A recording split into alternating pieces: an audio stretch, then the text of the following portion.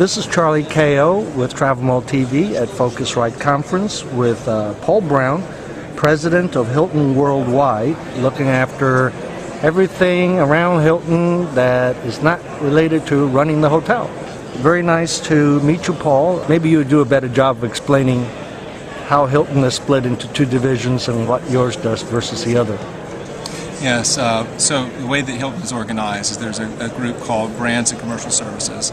The responsibility is to define what the brands are, so product specifications, the marketing and the communication of those benefits to consumers, quality control.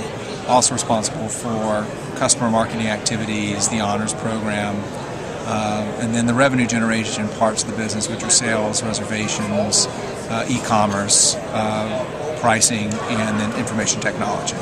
So that's what my division is responsible for. So not the actual running of the hotel, as not you the actual explained. operation of the properties themselves.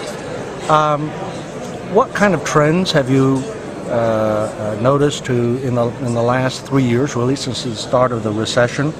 And what do you think these trends are attributed to? You know, the economy, technology, obviously all those things must have affected what Hilton does. I mean, there are a lot of trends, but I'll focus on the ones that are probably most relevant for this conference that people are focused on, and just highlight three.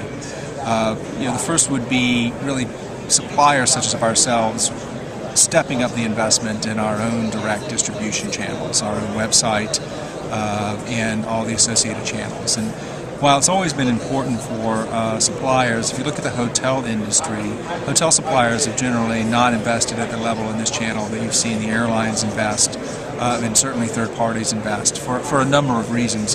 And I think hotel chains such as ourselves have realized how absolutely critical that channel is, and are putting tens of millions of dollars in revamping the technology associated with it, and also equally as importantly, putting millions of dollars into incremental demand generation to our direct sites. The second thing that has been really interesting over the past few years, I've noticed, is a real wave of a burst of innovation of third parties in this space. And in fact, you see it just going to a conference like this, where just a tremendous amount of entrepreneurial activity coming up with really some innovative ideas around particularly the selling, distribution of travel.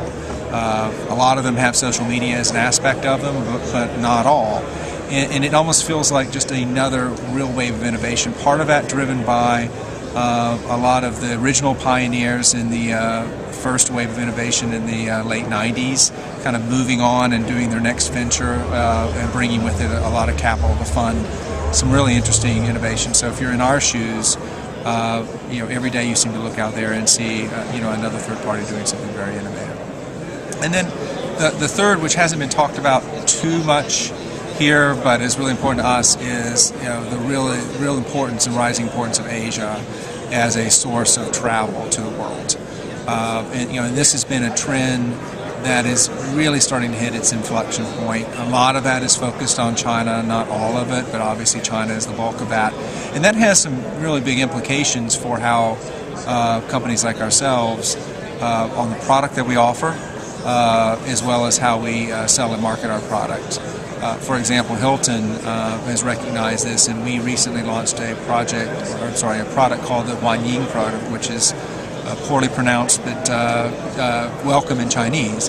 And it is a certification process where hotels can sign up for and commit that they will offer certain features and products. For instance, must have Mandarin speakers at the front desk, must have certain slippers and certain robes in the room, must have certain breakfast offerings, supplemental breakfast offerings. So when a Chinese traveler books and sees that symbol on the hotel, they know that they will be welcome. Very smart, very smart. What do you do for lunch and dinner? I mean, Well, there are actually certain menu items at all points of the day that they have to have some supplemental items available that are important to the Chinese traveler. The first point you brought up about investing in distribution, you explained basically investing a lot of money in that. In social media, your second point, what kind of things are you looking at doing or have actually implemented? Yeah, so social media has two big implications for us as a hotel company. The first and probably most important is another avenue for us to make sure we're delivering a high quality product, right? Because ultimately, if you're delivering a great product, then you will present yourself well through the social media channels, right? So what we've done is we have embraced the social media, and I call them channels because in a way that's what they are, just additional channels of customer feedback and taking what I call a multi-channel view of customer feedback. And however a customer wants to talk to us, whether that is via Twitter, via telephone, via call to the front desk, via letter, that we are able to receive that feedback and act upon that feedback, and most importantly, incorporate that into our overall quality control processes. And so hotels get graded on what their physical property looks like based upon physical inspections, but they also get graded around what their customer feedback is saying about that property regardless of the channel. And that allows us to act a little bit more quickly around what customers are saying and adjust the experience. And it's critically important for a company of our size. We were doing some math the other day around the fact that we have over 100 million stays a year in our hotel. And what that means is those 100 million stays turn into 1.4 billion guest hours being spent in our hotels around the world, or 85 billion guest minutes being spent in our hotel. There's a lot of opportunity to delight a customer, but there's also a lot of opportunity to improve upon that as well. And so it's really important.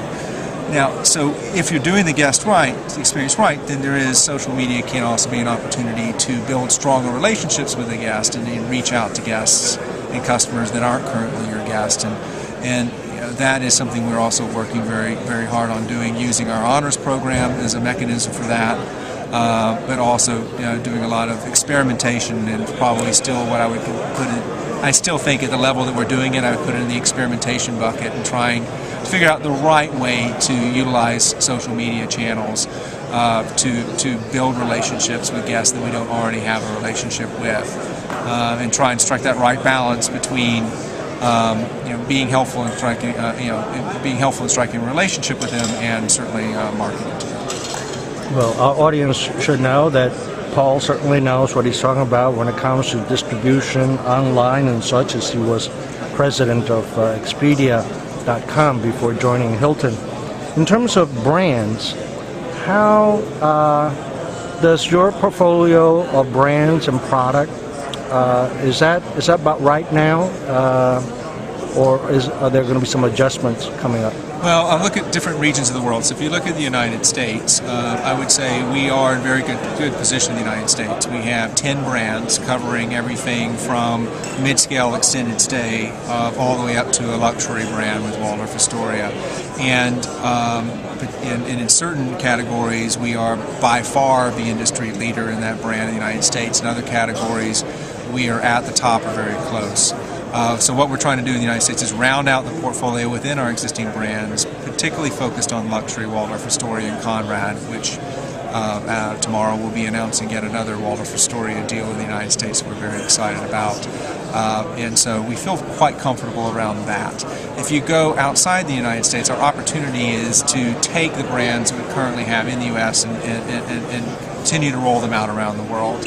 And what a lot of people don't know about Hilton worldwide is that until 4 years ago, when the International Hilton Organization and the U.S. Hilton Organization, which are two physically separate companies for 40 years, were put back together, it was not possible for any of the brands other than Hilton to be grown around the world. So our category killers in the United States, like Hilton Garden Inn and Hampton Inn and Embassy Suites and DoubleTree and Homewood, we did not have the ability to take them outside the U.S.